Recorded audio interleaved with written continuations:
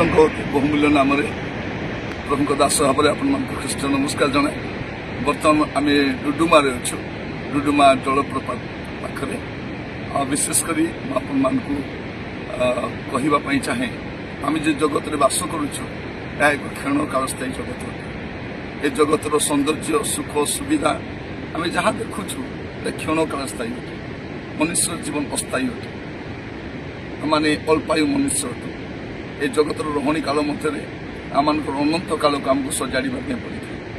प्रभु आम जो जीवन देते ये जीवन केवल उपभोग करने नुहे जीवन को सजाड़ा ये दिन मान आम देखुचु चारिड़े पाप मंदता दुष्टता भ्रष्टता असाधुता अपवित्रता ए प्रकार पापर जर्जरित समाज में आम बसवास करने समय आम भूली बसीचु जे आमर जन सृष्टिकर्ता अच्छा आम समस्त गतिविधि को निरीक्षण कर।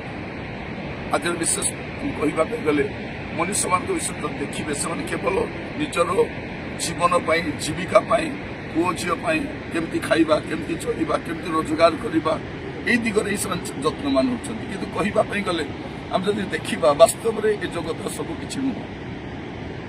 स्त्री जात मनुष्य अल्पायु अटे।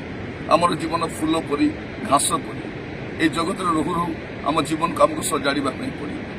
प्रिय भाई भाई मैंने आपण कहवाई चाहे आसु आम जीवन को आम समीक्षा कर देखो आम जो प्रकार जीवन काटुछु ये जीवन में कौन वास्तव में आम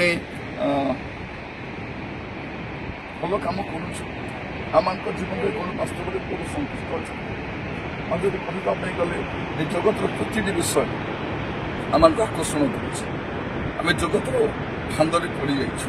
जब कहवाई गले आम केवल उपभोग करवा मद्यपान करवा रोजगार करवा जीवन जंजाल आम जीवन प्रतिदिन छंदी या भितर आम अनंत काल चिंता करना आम जानूना प्रिय भाई भाई मैंने मृत्यु केवे आसपे कारण आम गोटे मननशील जगत में बास करुचु मृत्यु केतबे आसपे। तेणु आम सदा बेले जत्नवान होगा दरकार किपरि आम अनंत काल प्रभु राज्य रहीपर। मृत्यु पर दुईटी स्थान अच्छे प्रत्येक जानवा दरकार।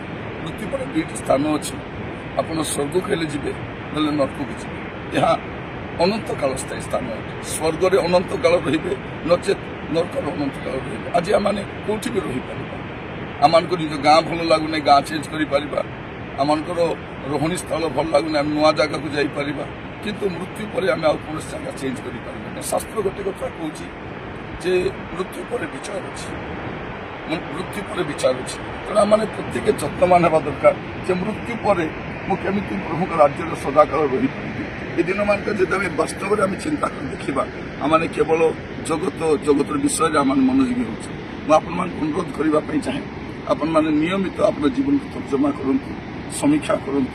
जदि आपण जीवन में प्रभु संतुष्ट नुहति प्रभु को संतुष्ट गला भाया जीवन काटतु कर पाप गुड़ाक सकाशे अनुतप्त हूँ पाप स्वीकार करूँ प्रभु गति फेरी आसतु आपण सृष्टिकर्ता प्रभु आपन को प्रेम करती।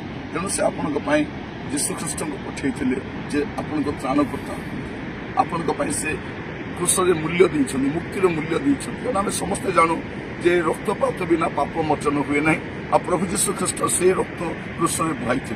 प्रिय भाई भाई मैंने आम जानी रखू जे से जीशुख्रीष्ट पुणी थे आसुँच पुणी थे आसुँच मनुष्य विचार करने मनुष्य विचार करने आपणकर विचार आशीर्वाद हम ना दंड हम आप जानी रखते। कौन सी धर्म आमको बचाई पार ना कौन सी धर्म मुक्ति ना मुक्ति केवल प्रभु जीशुख्रीष्ट अच्छी और से कौन धर्म नुहति से मानव जातिर सृष्टिकर्ता अच्छा।